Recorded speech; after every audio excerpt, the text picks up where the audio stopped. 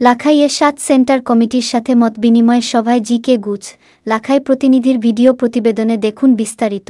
হবিগঞ্জের লাখাই উপজেলায় বিএনপির কেন্দ্রীয় কমিটির সাংগঠনিক সম্পাদক ও সাবেক পৌর মেয়র আলহাজ্ব জি.কে. গুচ বলেছেন, আপনারা ধানের শীষে ভোট দিবেন, আমি আপনাদের ঋণ পরিশোধ করব। শনিবার দুপুরে লাখাই উপজেলার ১ নং ইউনিয়ন পরিষদের সামনে এবং শিবপুরে ৭ সেন্টার কমিটির নেতাকর্মীদের সঙ্গে মতবিনিময় সভায় একথা বলেন তিনি।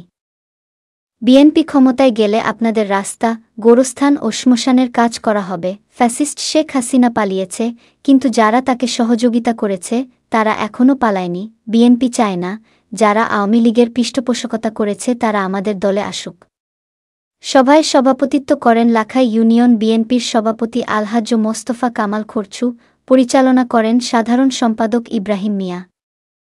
সভায় আরও বক্তব্য রাখেন জেলা বিএনপির যুগ্ম আহ্বায়ক অ্যাডভোকেট হাজী নুরুল ইসলাম ও হাজী এনামুল হক, সদস্য আব্দুল ওয়াদুদ তালুকদার আবদাল, উপজেলা বিএনপির সাধারণ সম্পাদক অ্যাডভোকেট শামছুল ইসলাম এবং উপজেলা জাসাসের সাধারণ সম্পাদক আশিস দাস গুপ্তসহ স্থানীয় নেতৃবৃন্দ।